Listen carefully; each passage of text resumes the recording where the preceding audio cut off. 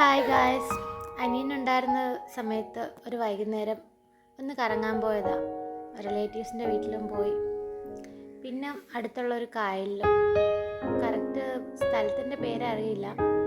ഞാനും മക്കളും ഫറും അനിയനും ഉണ്ടായിരുന്നു, കുഞ്ഞുമോളും.